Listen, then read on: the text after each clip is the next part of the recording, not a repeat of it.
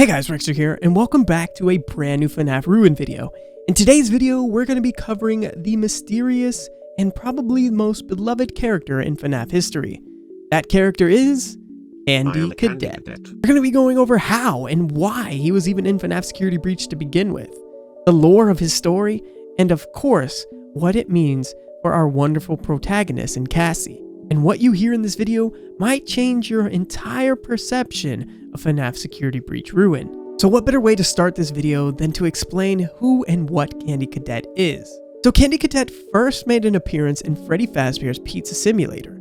It was a buyable robot which tells players stories and gives out candy. It had that typical cartoon robot shape and contained a base with 2 coin slots, which housed 2 wheels with a spherical rim. His torso and head were both cylinders, with tops and bottoms that rise to a point. The torso has a slot for the candy to be dispensed, and the head has lights on top, as well as an antenna with balls at the end.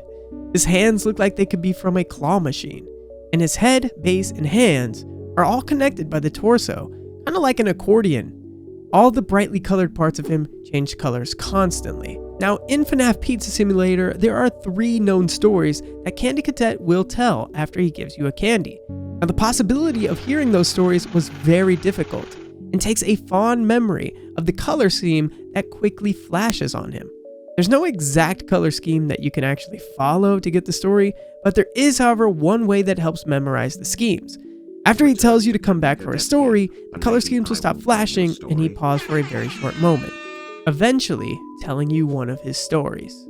Now, Candy Cadet also made appearances in other games, including Ultimate Custom Night, and now Fnaf Security Breach Ruin. And that is where things get really interesting. See, when we find Candy Cadet, it's all rusted, broken down, and the colorful lights wrapping around its head and torso are not so bright anymore. They're all broken and distorted, and to be honest, this thing looks like it should be in a horror movie.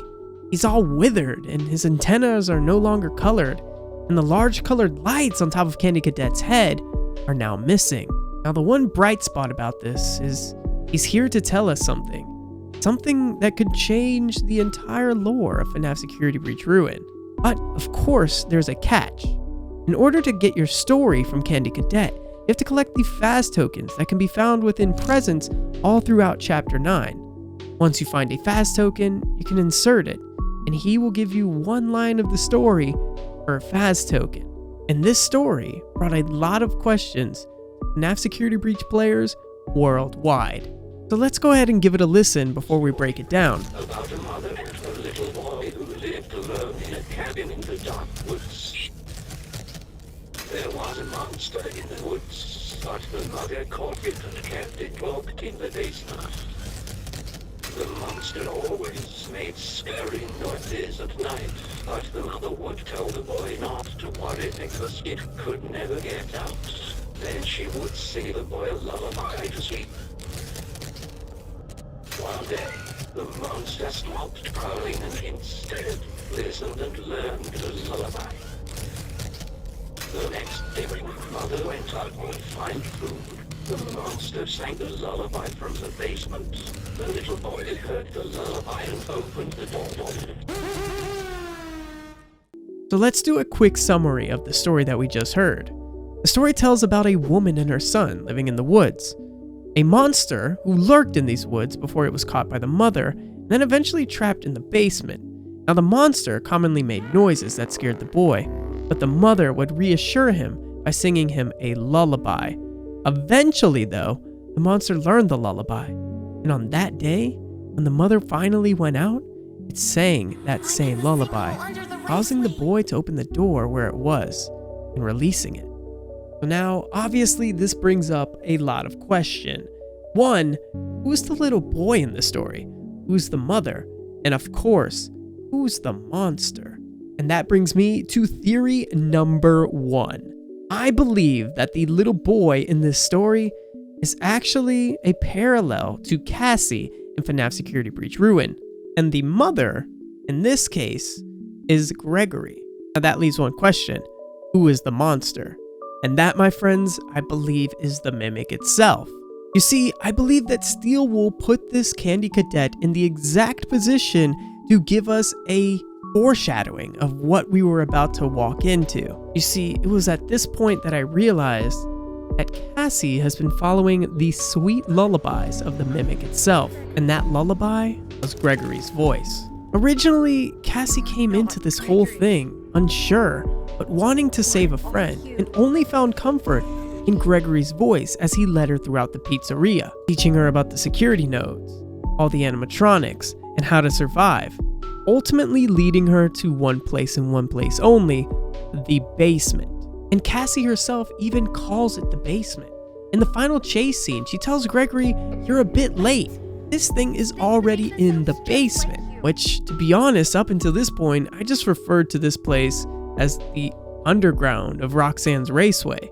But I don't think this was done unintentionally.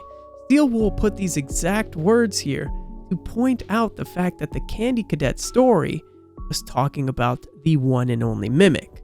You see, the monster didn't just steal the mother's story, he mimicked it, as he knew it would bring comfort to the little boy, or in this case, Cassie, luring her deeper and deeper into the Pizza Plex, and having her destroy all the security nodes in order to release it from the basement. And Gregory tried so hard to keep this thing in here, using the Mexis, or that concrete wall, as a safety precaution to make sure this monster, or mimic, never escaped. Now, obviously, there's still a few more questions within this story. How did the mother catch the monster? And you see, we still don't really have a clear answer to this, but I guess we can theorize it. I believe that Gregory already knew the mimic existed, and he says it at the end of Fnaf Security Breach Ruin, but I'm not 100% sure he's the one that actually caught it. You see, my guess here is that Vanessa is the one that caught the mimic, as Gregory himself even says, "I really don't know what it is, but it's been trapped here for a really long time." Now we move on to the next part of the story, where it says that the mother kept it locked in the basement. And that is where I think Gregory comes in. You see, with his Mexis security protocol and all the security nodes keeping the mimic locked away, including the giant concrete wall that blocks the entryway to the mimic itself, Gregory did his absolute best to keep this thing locked up.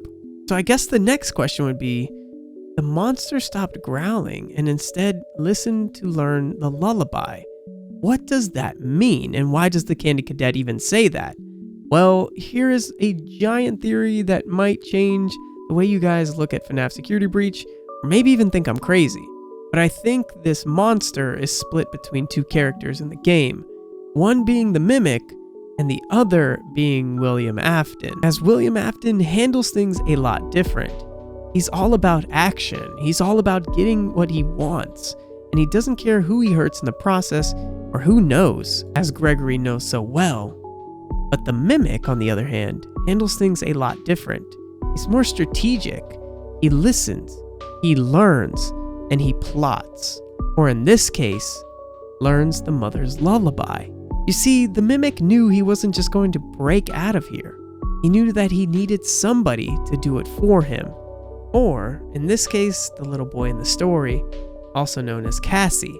He needed to trick her, make sure she was the one that destroyed the security nodes, and she had to be somebody close to Gregory himself, or else how else was he going to lure her to the Pizza Plex? And once he got her there, he couldn't scare her into doing these things, but he had to trick her and almost comfort her into doing them for him. And so, going back to the Candy Cadet story, once that little boy heard the lullaby, he opened the door for the monster, thinking it was the mother, which parallels to what Cassie did at the end of Fnaf Security Breach Ruin. She did all of this to help her friend Gregory, but in actuality, she hurt the entire world, thus bringing us to the end of Fnaf Security Breach Ruin. As Cassie gets on the elevator, as Gregory begins to explain everything, including the security protocol and the Mexis, why the security nodes were in place, and why it was so important to keep this thing locked away and make sure it didn't follow him, eventually apologizing and dropping Cassie to what could have been her death. And it was probably at this point that Cassie really wished she took the Candy Cadet story just a little bit more serious. Now, of course, guys, this is just one theory, but I really do think this one is bulletproof. I mean, who else could the mother be?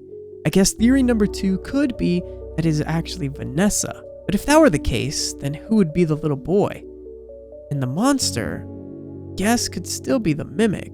But I really don't think that this story would add up to that timeline. Or who knows, maybe the story has no correlation to the game at all, and it's just here for a sweet Easter egg and an appearance of our beloved Candy Cadet. However, I believe that is highly unlikely. So guys, that about wraps up today's video. Now I really do hope you enjoyed this, and if you really want to do a deeper dive into the lore of the Mimic, check out the video we did a couple days ago. We explain exactly who the Mimic is, the backstory, and of course the timeline in correlation to the books and Fnaf Security Breach Ruin. It's definitely a video you don't want to miss if you haven't seen it. We also did a video yesterday where we jumped into your guys' theory that the Mimic may or may not have taken parts from Glamrock Bonnie. It was really interesting as we did a modded version of Fnaf Security Breach Ruin and let the Mimic possess the body of Glamrock Freddy. You can check that one out here on the screen now. But guys, thank you again for all of the support. If you haven't already, make sure you hit that subscribe button, turn on those bell notifications for awesome FNAF content just like this, and I'll see you guys in the next one. Until then, peace out!